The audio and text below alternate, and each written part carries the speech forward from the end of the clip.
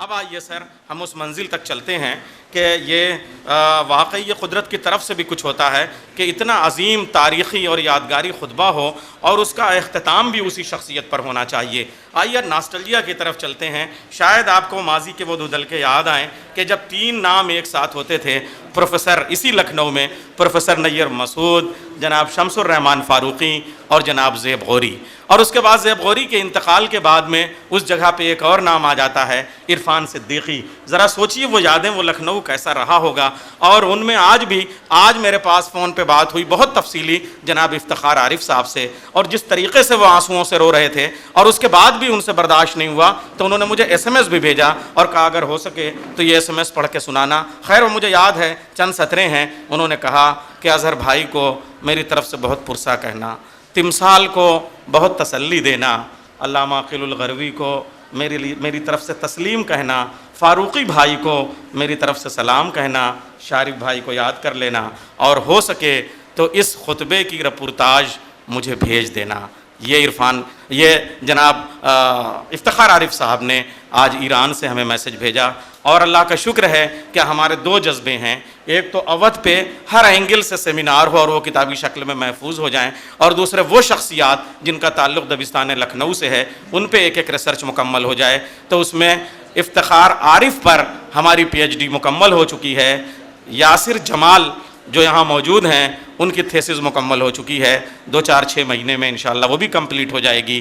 تو ایک برسوں کا یہ خواب تھا جو شعبہ اردو کے ذریعے سے مکمل ہو رہا ہے۔ آئیے یہ خطبہ، ہم سوچتے تھے کہ وائس چانسلر صاحب پہ مکمل ہو، لیکن تھیسز اس وقت مکمل ہوتی ہے جب سپروائزر کا دستخط ہو جائے۔ تو گویا ہم یہ خطبہ نہیں، ایک تھیسز مکمل کر رہے تھے، اور آخری دستخط کا نام، معتبر دستخط کا نام، معتبر حوالے کا نام پروفیسر شمس الرحمان فاروقی ہے۔ میں ان کی کتابوں کے نام گنا سکتا ہوں، خدا لگتی کہوں تو ان کے اوپر لکھی گئی کتابوں کے نام گنا سکتا ہوں، لیکن شمس الرحمان فاروقی ہیں، یہی سب سے بڑی کتاب ہے، یہی سب سے بڑا حوالہ ہے۔ تشریف لا رہے ہیں آخری کلمات کے لیے، مہر ثبت کرنے کے لیے، عزت مآب پروفیسر شمس الرحمان فاروقی۔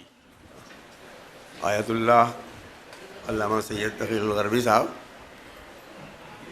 عزیز دوست و بھائی ڈاکٹر عمار رضوی صاحب، بہت پرانے کرم فرما سراج مہدی صاحب، وقار رضوی صاحب، میرے بھائی و دوست شارف رضوی صاحب، خواتین و حضرات، اب واقعہ یہ کچھ کہنے کا موقع اب نہیں ہے، اور دل بھی اتنا بھرا ہوا ہے کہ آپ کے سامنے کیا عرض کر سکتا ہوں میں۔ لیکن اتفاق سے میرا پہلا یہ خیال تھا کہ پہلے میں کچھ نہ کچھ کہوں گا، کچھ افوات، کچھ بکواس میری ہوگی، پھر آپ متمتع ہوں گے علامہ گفتگو سے، تو میری بات رہ جائے گی، کچھ تھوڑا بہت میں نے کہہ دیا۔ اب ان کے بعد میں کیا کہوں، ایسے اور مجھے مشکل ہو گئی۔ جو نکات بیان فرمائے میرے چھوٹے بھائی، عزیز دوست محترم آیت اللہ سید الغروی نے، تو ان کی تفسیر میں بھی پوری کتاب لکھ سکتا ہے آدمی۔ میں صرف 1-2 باتیں کہوں گا جو ایک بات شروع میں شارف نے کہی تھی وہ اس کو اٹھاتا ہوں، اور ایک بات جو آپ نے کہی تھی اس کو اٹھاتا ہوں۔ شارف صاحب نے جو بات کہی تھی کہ وہ نیر مسعود کا کوئی کام ایسا نہیں تھا جو کہ انفرادیت سے خالی ہو، اور انہوں نے یہ بھی ایک انفرادیت تھی کہ انہوں نے ایک فارسی میں ڈگری لی اور ایک اردو میں ڈگری لی۔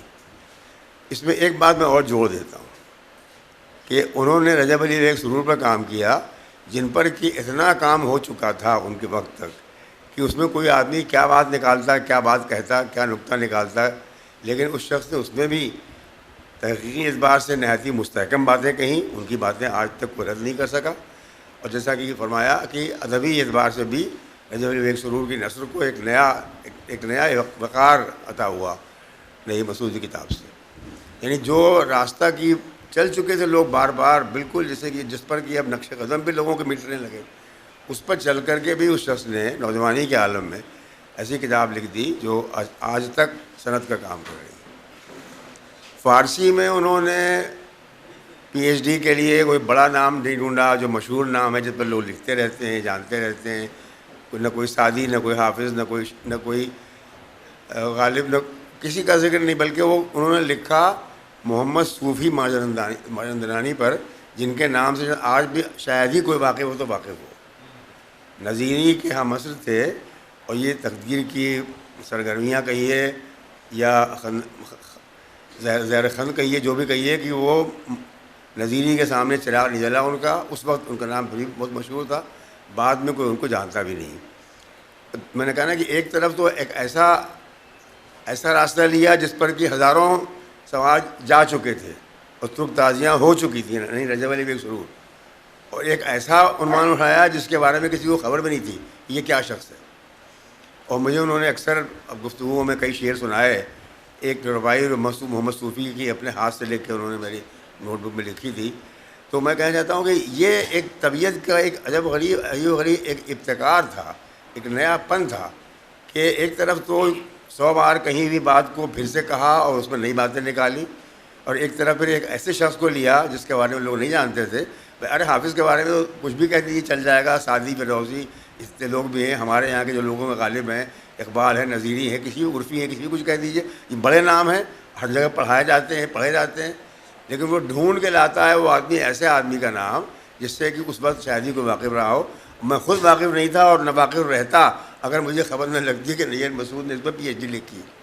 پھر ان کے شعر مجھے یاد ہوئے بہت، جنہوں نے سنایا تھے مجھے شعر بہت یاد تھے ان کو، اور مجھ میں ان میں جو کئی باتیں مشترک تھیں، جن میں ایک طرح سے میرے اوپر ایک رشک بھی طاری ہوتا تھا ان کے ساتھ، کہ فارسی کے شعر بہت یاد، اردو کے شعر بہت یاد، انگریزی بہت پڑھی تھی، انگریزی بہت ساری کو یاد تھی۔ تو یہ بھی ہم لوگ آپس میں اکثر گفتگو کرتے تھے کہ کس کا شعر کب پڑھا جائے اور کہاں سنایا جائے، اور ہمیشہ بڑا برمحل، بڑا خوبصورت شعر فارسی کا۔ عقیل الغروی نے جو بہت سی باتیں کہیں، میں نے عرض کیا نا کہ ہر بات پہ آپ پوری کتاب لکھ سکتے ہیں، میں صرف ایک حاشیہ لگاتا ہوں۔ جو آپ نے آخری بات کہی کہ یونیورسٹیوں کا کام یہ ہے کہ طالب علم کو غلامانہ ذہنیت سے آزاد کرے اور تعصب سے پاک کرے۔ اچھا معاف کیجیے گا، طالب علم کو میں تو استادوں کو کہتا ہوں، میں آپ کان پکڑ کے کہتا ہوں، استادوں کے لیے بھی ضروری ہے کہ استادوں کی غلامانہ ذہنیت نے ہمیں یہاں پہنچایا ہے آج، کہ ہمارے یہاں ایسے لوگ موجود ہیں جو یہ بھی کہتے ہیں کہ میر انیس کیا اور میر کیا یہ معمولی شاعر ہیں، انگریزی میں دیکھیے کیا کیا رکھا ہوا ہے۔ اس پر ایک حاشیہ میں عرض کرتا ہوں کہ میری چھوٹی بیٹی جس نے انگریزی میں MA کیا ہے، BA آنرز انگریزی میں کیا، پھر انگریزی میں MA کیا دلی یونیورسٹی سے، ایک دن مجھ سے کہنے لگی کہ مجھے بھائی کہتی ہے، مجھے سب لوگ بھائی کہتے ہیں، تو کہنے لگے بھائی آپ نے جتنی اردو فارسی پڑھا دی ہے اس کے سامنے مجھے یہ ورڈسورتھ اور شیلی اور کیٹس کچھ نہیں معلوم ہوتا۔ یہ ایک لڑکی کہہ رہی ہے، 17-18 برس کی نوجوان بیٹی یہ کہہ رہی ہے، جتنی آپ نے مجھے اردو فارسی سکھا دی، جتنا آپ نے اقبال، میر انیس و غالب امیر سکھا دیا، ان کے سامنے مجھے یہ لوگ سوائے ولیم بلیک کے کوئی شاعر ٹھہرتا ہی نہیں۔ میں نے کہا تو ایک نوجوان بچہ جو کہ انگریزی طرز میں تعلیم پا چکا ہے، اور اس کو تھوڑی بہت شدت میں نے دلا دی ہے اپنی زبان کی، اپنی تہذیب کی، اس کو اللہ نے یہ عقل دی ہے کہ وہ سمجھ لیتا ہے کہ ہماری شاعری کس پائے کی ہے، ہمارے لوگ کس پائے کے ہیں۔ یہ جو دانشوری والی بات اٹھائی جو آج کا موضوع تھا، اب ظاہر ہے کہ نیر مسعود کے بارے میں تو خیر جس پہلو سے گفتگو کی جائے اور جو بھی کہا جائے، مجھے کچھ پرانی باتیں یاد آ گئیں کہ ہمارے یہاں دانش سے کیا مراد لیتے تھے۔ اب دانش نامہ علائی میں ابن سینا نے لکھا ہے کہ عقل کی تعریف کی انہوں نے، کہ عقل محض کیا ہوتی ہے اور عقل کل کیا ہوتے ہیں، اور عقل کا کیسے، اس کا اطلاق کیسے کیا جاتا ہے۔ تو عقل کی ان کے خیال میں دانش عقل کا نام ہے، کہ جب تک انسان میں عقل نہیں ہوگی وہ دانش حاصل نہیں کر سکتا ہے۔ اس کے بعد ان کے لیے، بلکہ ان کے اسی کے کچھ دن کے بعد پھر وہ سعدی کے مشہور شعر آپ نے ضرور پڑھا ہوگا، 4 پائے برو کتابیں چند، نہ محقق بود نہ دانش مند۔ دو الگ الگ باتیں ہوئی کہ اچھا محقق معنی وہ نہیں جو ہم تم PhD لکھ کے چلے آتے ہیں، سب تحقیق کر لی ہم نے، بلکہ محقق معنی یہ ہوتے ہیں کہ جو حقائق حیات پر غور کرے اور بیان کرے کہ وہ کیا ہے۔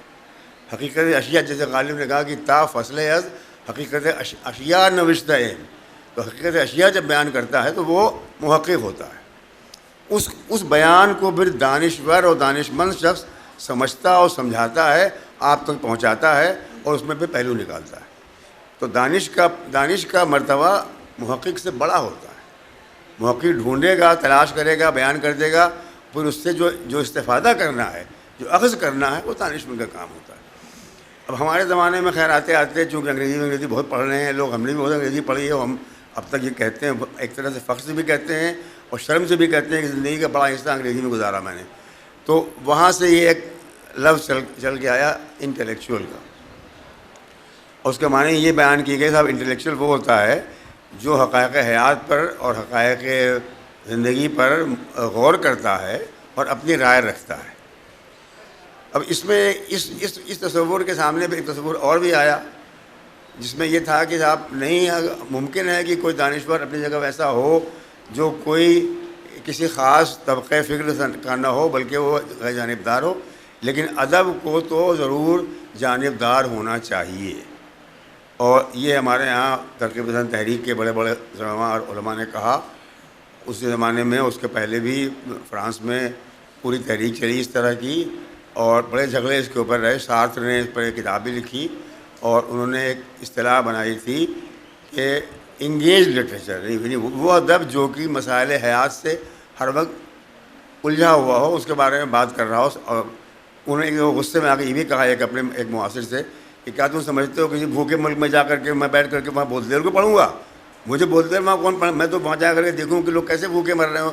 وہ ان کے خیال تھا کہ دانشور کے معنی یہ ہوتے ہیں کہ وہ مسائل حیات کے علاوہ افراد حیات سے بھی گفتگو کرے کہ تم کہاں بھوکے ہو، تم کہاں ننگے ہو، کیوں ایسے ہو.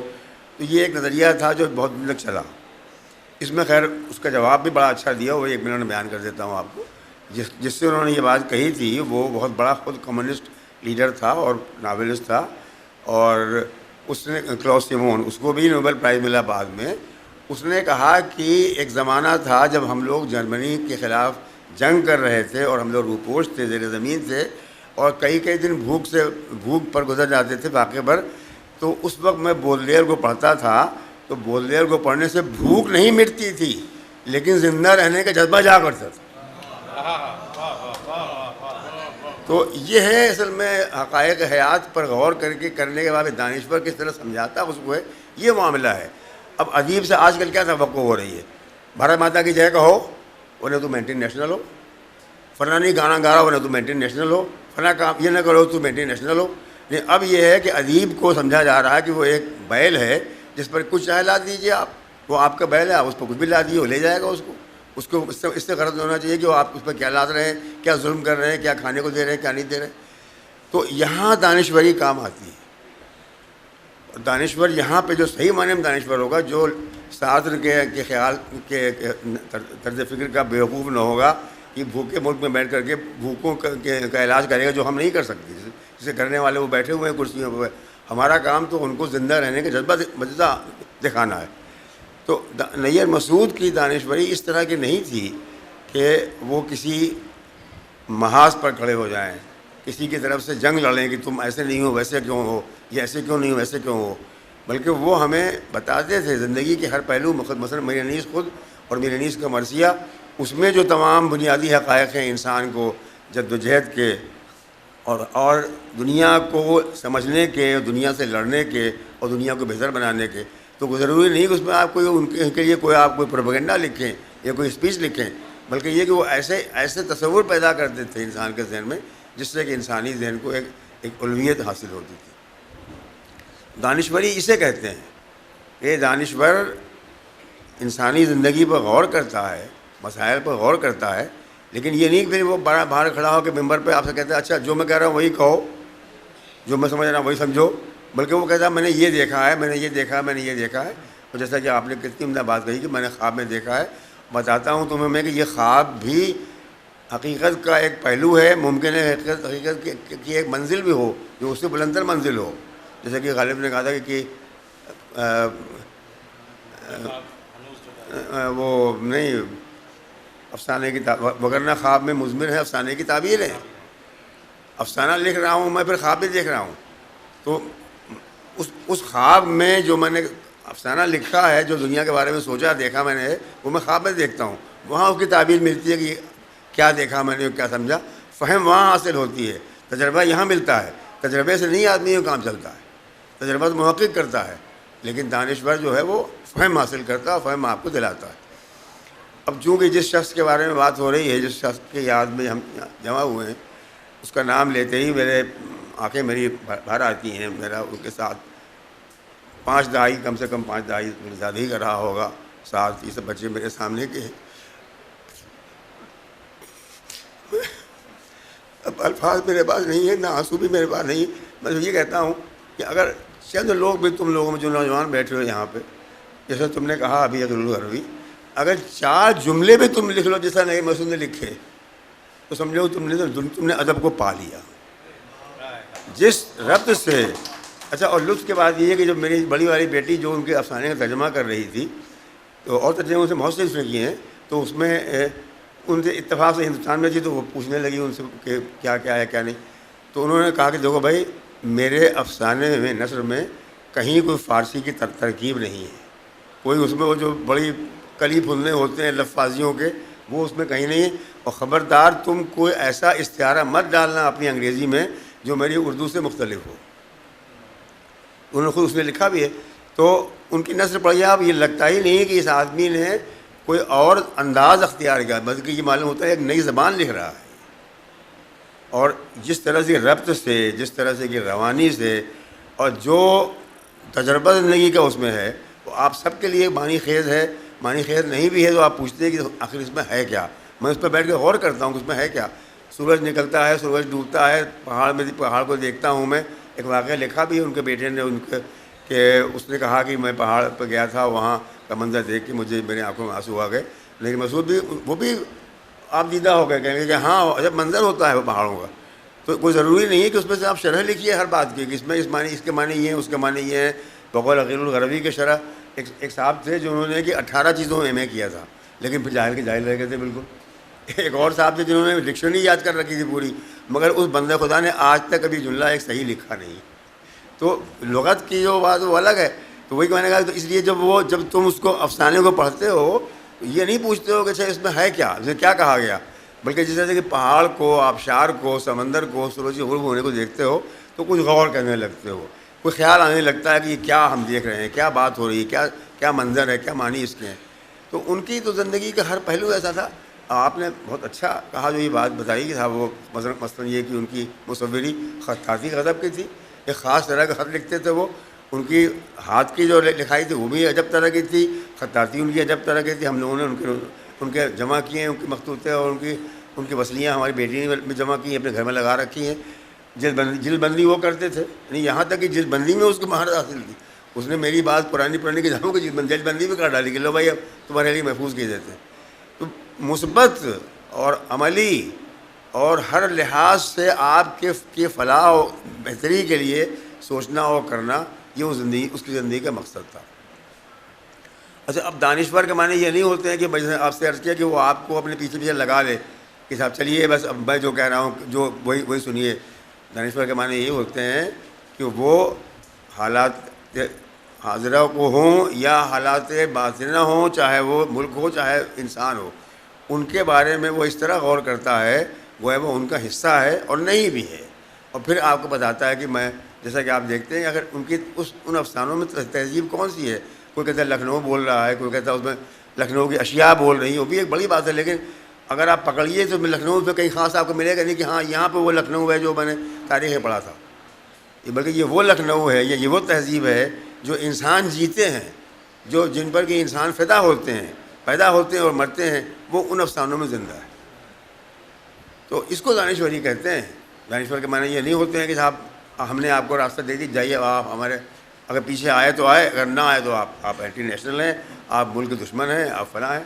تو آج کے زمانے میں جو ہو رہا ہے اس میں اگر ان کے افسانے پڑھو تم وہ چلے گئے. میں ان سے کہتا ہوں ایس پی سنگھ سے کہ انگریزی میں پڑھ لیں، اردو تو خیر نہیں جانتے نا صحیح.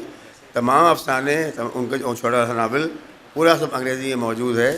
فرانسیسی میں بہت سارا کام ان کا ترجمہ ہو چکا ہے، اسپینش میں ترجمہ ہو چکا ہے، سوئڈش زبان میں ترجمہ ہو چکا ہے، مختلف زبانوں میں ترجمہ ہو چکا ہے. اور باہر کے لوگوں نے جو کہ اس تہذیب سے، اس زبان سے، اس کی نزاکتوں سے واقف نہیں ہیں، وہ کس طرح سے مسحور ہوئے ہیں. یہ اگر دیکھنا آپ کو تو آپ وہ تبصرے پڑھیے جو امریکہ کے لوگوں نے ان پہ لکھے ہیں، جن کو شاید ایسے ہیں جیسے کہ وہ شخص تھا جس نے کہا کہ صاحب وہ یو اے ای میں زبان بولی جاتی ہے، وہاں کے لوگ تو اردو کو اردو کہتے ہیں امریکہ میں. تو ان کو معلوم نہیں کہ اس کا تلفظ اردو ہے، تو یو آر لکھا تو اردو کہہ دیتے ہیں. تو جن لوگوں کو اتنا مس نہیں ہے، لیکن کس طرح سے ان کہانیوں نے ان واقعات نے جو اس افسانے میں ہیں ان کو مشہور کیا ہے، وہ کیا کیا لکھا ان کے بارے میں. تو اب مشکل یہ ہے کہ ہم لوگ ہمیشہ وہاں کی سند لانا چاہتے ہیں کہ وہاں کیا ہوا. صرف یہ میں نے اس لیے کہا کہ سنگھ صاحب فرما رہے تھے کہ زبان سے محروم ہوں میں پڑھتا. آپ بھی ایسے بہت سے ہوں گے جو زبان کے اتنے اچھے پڑھنے والے نہ ہوں گے جتنے کی ضرورت ہے اردو پڑھنے کے لیے، تو ان کے آپ انگریزی افسانے پڑھ سکتے ہیں.